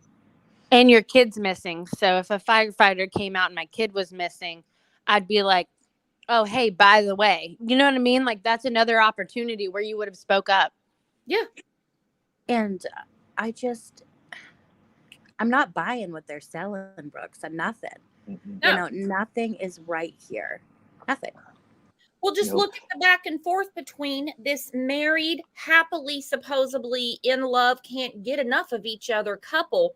He shows back up and she's had no communication with him. She hadn't been trying to get a hold of him, but he pops back up and she goes, oh, now, I mean, most wives would be in contact with their husband when they go out of town. Yeah, but if he she went out said of she town, didn't want to say anything until he came back. if he went out of town to Michigan and had a body in his car, he did not take his phone. I mean, he'd have to be an idiot to do that. So, well, you know. Yeah, if he's smart, he didn't take his phone. And that could be why she said she had no way of communicating with him and stuff. But even I said from the beginning, I want something from Ingersoll Rand, which was his employer. I want to know whether or not he already had planned leave, or did he call and say, hey, I've got to be off for a few days at the last second, and all of that. The other thing is, that's one question I would love to know. Does anybody know that? I thought he wasn't working for them anymore. He's self-employed now. He does engraving from the house is what I was. So, he wasn't employed after 2020, but I would love to know if he worked in like a warehouse. He had to have a space to do what he does. Mm-hmm. Right. The other thing is, and surely between Cornelius and the FBI and everybody else, if you look at the house, there's a car wash just directly behind the home. Yeah. Are their cameras operable? Do they have them ever going over there and putting trash into those trash cans at the car wash? You know, if they haven't thought about it, shame on them, but it's one of the first things that I thought about. That, you know, if I'm trying to get rid of stuff, not only I'm not going to put it in my own trash, I'm going to put it in someone else's trash. So I did call I called the Cornelius Police Department's like hotline, and I did, because that's who I am. And I'm like, it's in my mind, and it was in my mind really strong. It was in the beginning, and the lady put me on hold. She spoke with someone. She came back and she did say that they were looking into that option. So, and of course they probably have to, right? But yeah, I hope so. Because we know, again, from the Idaho, it took a camera to catch that car. And sure enough, what did they find in the driveway in Pennsylvania? That car. So there's video somewhere. There's video everywhere. We just haven't seen how long it takes. Yeah. And what kind of, there might be video, but also some people don't have the same loop. So it doesn't, I want to say like some people, it will record over every 6 hours, which is crazy to me. That's not much security. I mean, I've got better security than that on my little shitty Arlo camera. Well, they have to have more than we know, because they, like I said, they would be blasting it out like any cameras, look here, like here's the car, like anything. And they're not doing that. So they have to have some kind of idea. Right. That's a really good point. Since they're not asking the public for any help, there's no reward. And you guys know how I feel about rewards. I think they are worthless. But anyhow, that's for another show. It could be that they have this figured out and they just want to find Madalina. I really do think that. I really do. I mean, it's not like every other case we follow where, you know, they bring the dogs in. There's an extensive search. You know, they're asking the neighbors. They did search the neighbors' homes, which I found very interesting, that they went in and searched everywhere, even attics. Yeah, that's weird. Something isn't right. You know, that's a very allegedly high end, you know, area with lots of Ring cameras, and I think that they do know. I do. And speaking of the cameras, look at the time that elapsed from when she was last seen, which was getting off the school bus. Really, we can't trust what Diana and Chris say. From that to when she told the school that Madalina was missing. That footage could possibly be gone in a lot of those cameras. Mhm. Right. And we do know that they knew about, the footage a long time ago because they were claiming what she was wearing last. They're claiming what she was wearing last on the footage, not what Diana had reported. Uh-huh. Good point. Now, how they say that this search warrant is temporarily sealed. Anybody want to weigh in on that? Because, of course, that really took the giddy up out of my gallop when I saw that it was sealed. I think they have an idea of what happened, and they're just trying to find her body or whatever, may be. And I hate to assume that she's no longer here, but I just do, and that's horrible. But I think they have an idea of what happened. They're just trying to find where maybe she is. And I think that whatever they found probably has, a heavy weight to it, and they can't expose that. Yeah. I think you're probably spot on there. I think all the questions to them right now is, hey, just tell us where we can find her, and that's it. As far as anything else, I think they have their puzzle that they probably put together very well, of not only the timeline, but what has indeed happened in that home. So I think it's a matter of time. I think all of a sudden it's going to be like overnight, one evening, that we're going to hear that they were both charged with murder, and that's What do you it. guys think about if they do not find the body? I mean, I assume there's no other option but to go ahead and charge them with that, and hope that by the time they have a hearing that they would. State of North Carolina, you don't need a body. So. Yeah. Right. It And really I mean, it depends 100% on the prosecutors. Some prosecutors will not touch it without a body. They'll say, look, I don't care if it takes 5, 6, 7, 8, 9, 10 years. They will not touch it. They would, but I don't know how this prosecutor would, if he or she would feel comfortable about getting a special prosecutor from the FBI to do it for them, because it's. Well, North Carolina has precedents now with Zara Baker, where they're not going to allow it to happen again. They're not going to let this go for so long. Good. And not charge her. no, especially their police chief, I believe, Lauren, I think you can clarify, but she actually lost her young son, to a cancer of some sort. And she's going hard. She will not let this, be forgotten. Let me ask you guys this. What do you think old bug-eyed Chris said when he found out that Diana went into the school and said, oh, we can't find her? Oh, I think he knew. Part of the plan. That wasn't part of the plan. He knows. Oh, I don't. Madalina. I don't agree. I think that when they spoke to the school the next day, I think they probably were both sitting there like, shit, we have no other, like, I have to go in there. I think he knew that she was doing that. Mm-hmm. Good God. I think from the time the truancy packet was dropped, then they had to really start thinking of a new plan. And I'm not schooled in how to be a criminal. I could have helped him with that. I mean, I could think of a million things besides, she's missing. Yeah, right. Particularly with the Moldovan connection. Oh, well, for Thanksgiving, since she had time off, we sent her over there. Well, yeah. They would, right. They would have been better off saying that she ran away. Yeah. All they had to do was write a note and said, we're homeschooling her. That's why I don't think it was planned, because they could have just pulled her out of school. They could have done so many different things, I think it was one of those horrible, abusive situations that went real haywire. Yep, I agree. And see, I don't know, guys. That's where I'm kind of like in the vague, is that, were they abusive? I don't know. something I about think it is just weird to me. Oh no, I think he probably was a very controlling, strong personality. But She's an 11-year-old, probably getting a little sassy at that age. You know what I mean?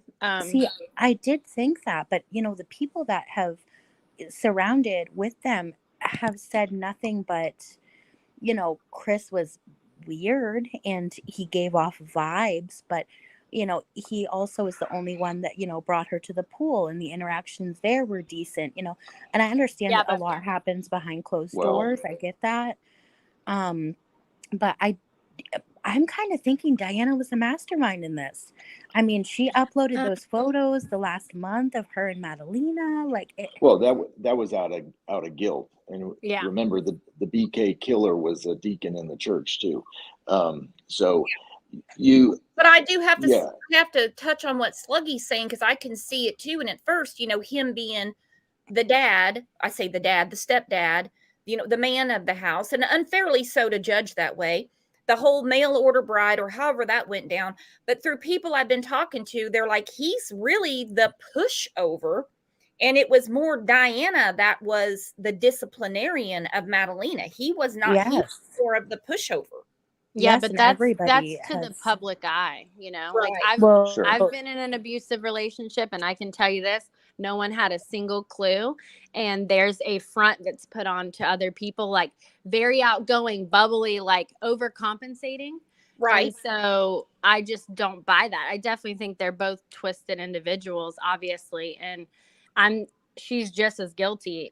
I'm just thinking that it just was a toxic environment, and she'd probably, if they were so crazy about each other, and that's why I do think that they were, because they might have looked at Madalina like she was an inconvenience to their relationship. Well, I was just going to say, and that could be where the mom, she became more of an inconvenience to the mom than to Chris. If indeed, say he was not abusing her in multiple ways, then it would be Diana. And maybe she had an interest in someone other than Chris, and they were like, yeah, but we're not going to you're not bringing a child into this. I mean, I'm not looking for a ready-made family, blah, blah, blah. So, because you hear about that all the time as well. So I would love to know if she had another interest out there. I'm so glad you brought that up, because I have gone through, I posted one article in the group and people lost their minds, and I wound up having to take it down because sadly, a few people can ruin a conversation, even though everybody else is having a conversation. I won't get into that. But anyway, several articles of people who have not so much, some are mail order and some are from other countries, and they meet and they come over to this country. And the person that came over, these are just these articles. I'm not saying it happens all the time, but they get here and they don't like the crusty old bastard that brought them over. They find somebody new. Yeah, but wouldn't you think, and this is just my opinion, if she was interested in someone else, normally, and this is like the guy from Colorado who was interested in that other lady, he was like working out and trying to look all good and like so interested in himself. I mean, she looks like shit. Oh yeah, she's like warmed over shit, you would think, or maybe I don't buy it. No. I wouldn't be surprised. Let me put it that way. So it also makes me wonder. These cases ever surprises me. It also makes me wonder on the theory. I don't know. Something keeps running through my head. I mean, the plywood? The plywood's weird. Why was it there? They said it was for an apartment. Were they going through marital issues? Were they actually staying there? No, none of that's even. That was just made up. I truly feel. I mean, obviously they were doing something with the plywood weird, as they were with the fire and all the things. It all plays a role, in my opinion. Yeah. But the whole apartment thing, they just made that shit up. There's no way. Yeah, but why plywood? Like, why? What reason would that be there? Like, I don't even want to say what my thoughts are, to be honest. And I mean, we looked at floor plans of the house, and it looks like it was sectioning off the kitchen from the living room, I want to say. It's just weird. Well, I mean, according to what I read, they were building an apartment on. Was her family planning on coming to America to live here? I There's don't. I no don't think accounts of that. that at all. Okay. I just something the him not seeing her for a week before. I don't know. I just something's weird in their relationship.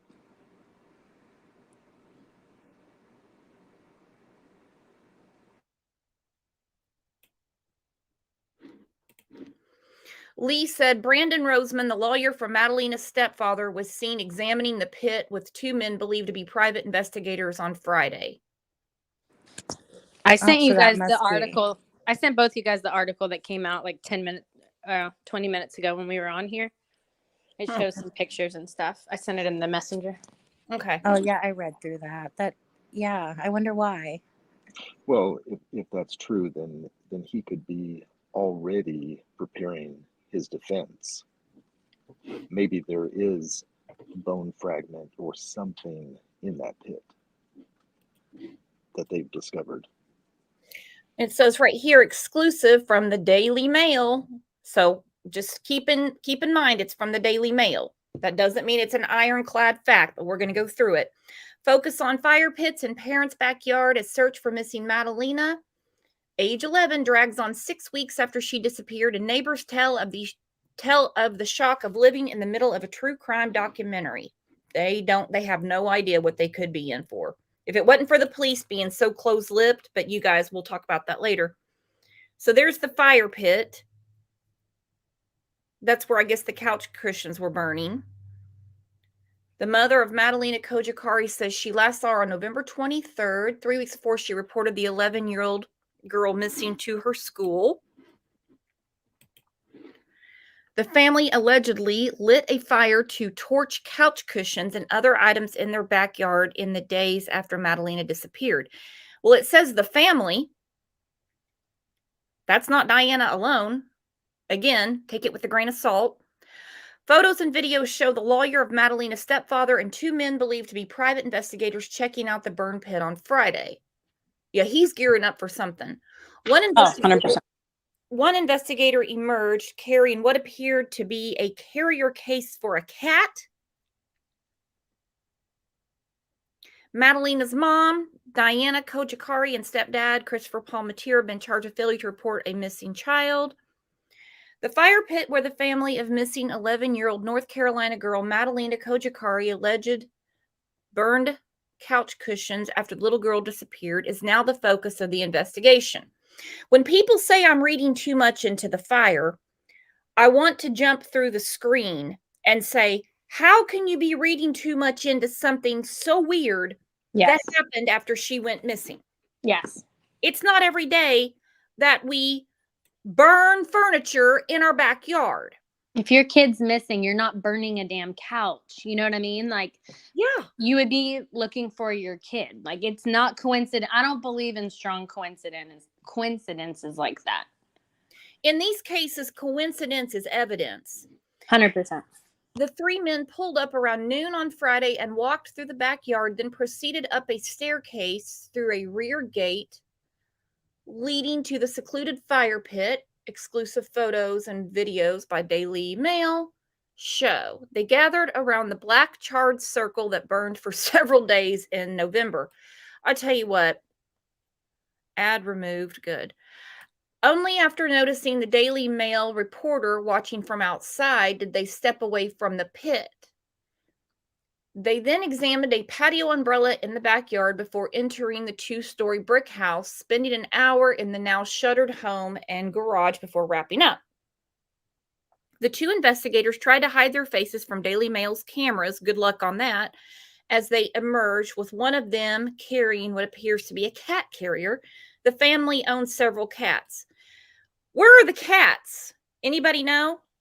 So apparently the family member that was taking out the trash was going over to feed them as well. But apparently Madalina had taken care of a lot of stray cats. Okay. I mean, normally I don't feel like they would just allow cats or, I mean, you can't just leave them in, I mean, I know they have litter boxes and stuff, but I mean, someone has to be maintaining that. I feel like someone would just come pick them up. Yeah, well, that's not the first time that the animal control officer was there. Well, there was an animal control officer there before. People were saying at the beginning of this that there was windows left open and the cats went through them. Well, they could possibly be saying later on, if no one just dropped a cat story out of the air. They're going to say something that maybe one of the cats died, and they got rid of it back there. Something. This is weird. They also could have been carrying something out that was not anything to do with the cat and just put it in a cat carrier, It could be empty. We don't know. Yeah. Palmatier, 60, and Madalina's mom, Diana, have been charged with failure to report a missing child and continue to be held on $250,000 and $200,000 bond, respectively. Police accuse them of continuing to withhold information, now 6 weeks since the girl was last seen. The case has prompted anger and bewilderment among locals in Cornelius, an affluent town just north of Charlotte, that the couple has called home since 2017. It's like living in the middle of a true crime documentary, one neighbor told dailymail.com. The couple has always been considered an oddity. Cojocari immigrated from the impoverished Eastern European nation of Moldova, where she reportedly participated in a reality TV show on weight loss in 2014. She showed off her engagement ring on the program, and there's also a glimpse of a little girl believed to be Madalina. They didn't know each other before the engagement, a Romanian journalist who did some research on Cojocari's life in Moldova told the news station. So all of this was abrupt and sudden. You meet a guy online, he's like 40 years older than you. He comes to Moldova, you suddenly get engaged. Palmatier is actually 23 years Cojocari's senior. He worked as a mechanical designer at industrial machinery manufacturer Ingersoll Rand in North Carolina, according to his LinkedIn page. Though he told neighbors that he was laid off in 2020 and was working for another company an hour outside of town. He also ran an etching business out of his garage using a laser to engrave products and selling his works online. There's Diana looking like hell. There's Chris, looks like he hadn't slept in 6 months. Locals described Palmatier as a far-right deep state propagandist who filled his Facebook feed with pictures of armed warriors, the American flag, Bible quotes, and anti-Biden vitriol. He also shared links to deep state podcasts with neighbors. When any form of government becomes destructive of these ends, it is the right of the people to alter or abolish it, he wrote in one post. He boasted to neighbors about owning a cache of guns, and during the George Floyd protests, threatened to use his weapons if any protesters showed up at his house. He had a shit ton of guns and said if anything went down, he'd be ready. I mentioned that to officers, but they said they didn't find any firearms in the house. Cojocari, for her part, described herself on LinkedIn as an independent beauty consultant selling Mary Kay cosmetics. However, neighbors said they never saw her selling anything. In fact, they said she was rarely seen in public. I wondered about that myself. Where were her clients? Yeah, she wasn't selling Mary Kay. Somebody's looking for their mascara. She wasn't selling anything. She was quiet, reserved, one neighbor said. We'd see her outside once in a while, but she would really not make eye contact. She got kind of an icy feeling from her, but I couldn't really put my finger on it. I'd mostly just see the stepdad and the daughter. That's what I heard too. It was Palmatier who'd be seen strolling around with Madalina through the neighborhood wearing a Michigan State sweatshirt as she played with toys. He was the one who took her trick-or-treating on Halloween. Anyone find that odd that he was outside appearances? He was more of the one doing things with Madalina and not Diana? No, because if he truly is the narcissistic sociopath, then he is grooming her to Mhm. be exactly what he wants. Yeah. Well, this lady's saying she saw Diana like once in 5 years. Wow. We've seen him and the little girl walking around a lot. She would have a Barbie car she'd be walking with or some other toy. Then he'd be at the pool with her. Yeah, and I don't want to speculate, but I mean, there could be some weird things going on as well, like between him and Madalina. Mhm. Yeah.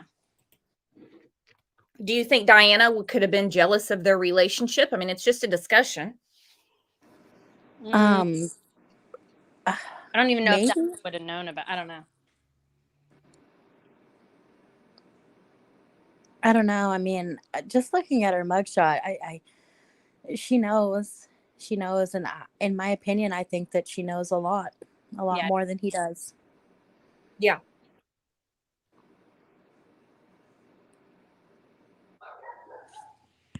Yep. But I think that a lot is going to come out this week. I hope. I think that their community, Lauren, your community is one of the greatest communities that I've worked with. It really is. Everybody there is so kind. They're hanging up ribbons on Madalina's street. They're so forthcoming and helpful. You guys have a beautiful community there, and I know that you guys will get justice or find I know. Madalina. If they would open up some details, everyone would be going crazy, And again, that's why I just think that if the police department was desperate for answers, like if they truly had nothing, like they kind of claim, they would be asking for help and giving something to go off of, just where everyone can look at this, everyone can have their eyes open. I just think they have an idea, and they just obviously can't give information with knowing. Elizabeth said she wants to go to court, but she's not sure if it's open to the public. Does anybody know? She said she lives very close and she's not ruling the mom out. I'm hoping to actually catch a flight to the pretrial. Usually it's not put out, I believe, until a couple days before, so I'm waiting. But also they can close the doors the last minute, so. Yeah, I'm worried that they probably won't open this to the public, but I just think they're going to start closing it off because this is becoming huge, especially for here. Like, we don't have this happen here. This is probably the most, Cornelius is very small. I don't think people realize how small Cornelius is. You can be in Davidson and Huntersville in 5 minutes. So this is unheard of in this area, to be honest.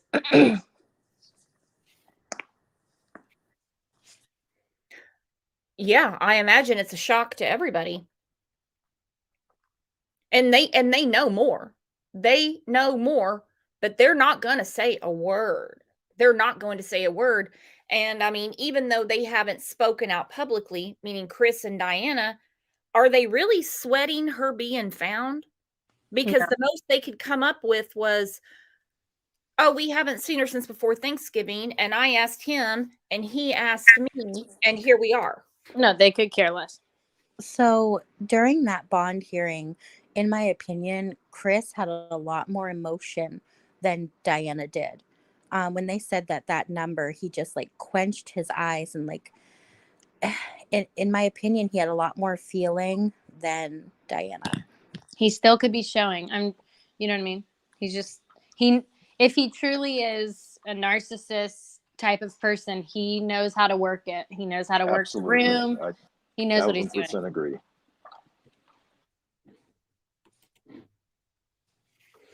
And all in all, Diana did not call the police.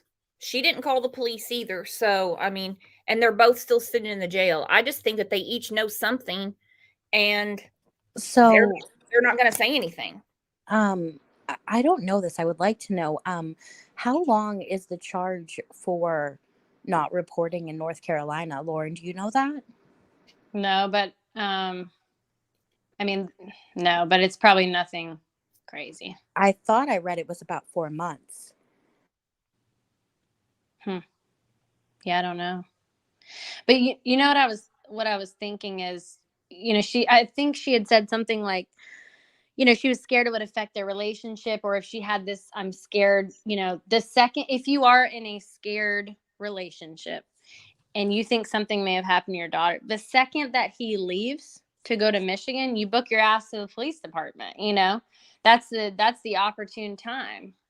That's why it just can't be. And they had an argument over silver and gold. So she doesn't want to have any conflict with him, is what she said. This would cause conflict. But she had an argument with him about buying silver and gold off the damn TV. Where did you see? I didn't see that. Well, that's in chat. Yeah, that's alleged. Allegedly, that's what the argument was about. But that is interesting. Well, I mean, her words were they had an argument. So she had no problem having an argument with him when he bolted, when he went to go to Michigan. So why would she be worried about having an argument when he got back?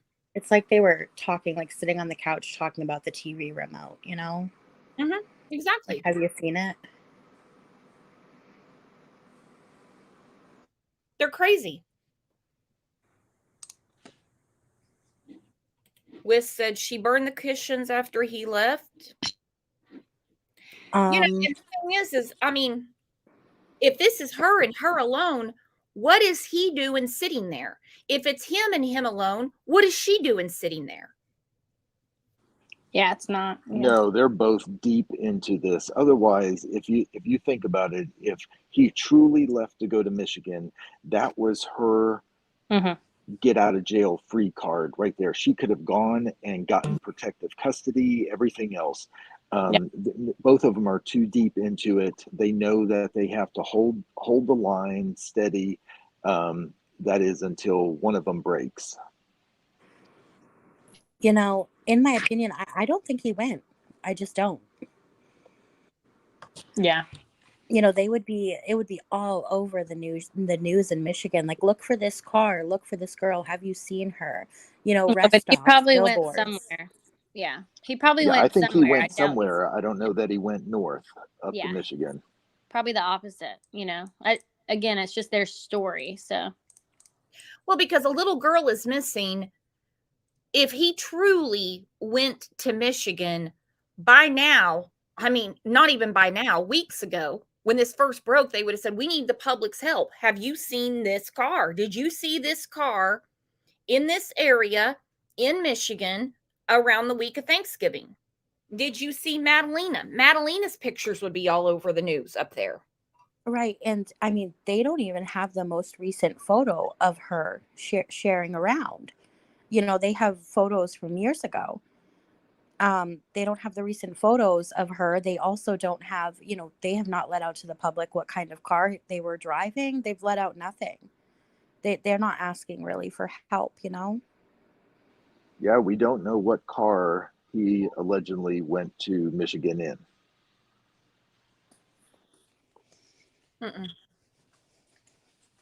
At this point, though, if I truly was desperate for something, I would say, here's the two vehicles. We don't even know which one.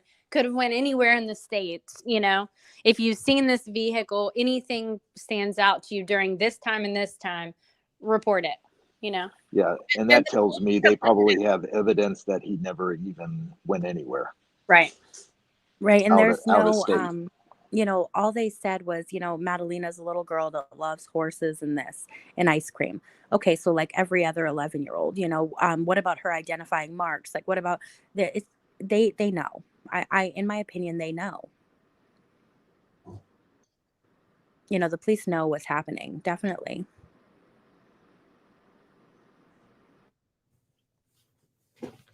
Well, it's crazy, and I appreciate you guys all coming up and advocating for keeping the word out about Madalina, keeping keeping groups active and everything like that. We're going to continue to follow this case on this channel, and hopefully today, tomorrow, Thursday, Friday, I'm hoping that there is a significant update before the hearing on Monday.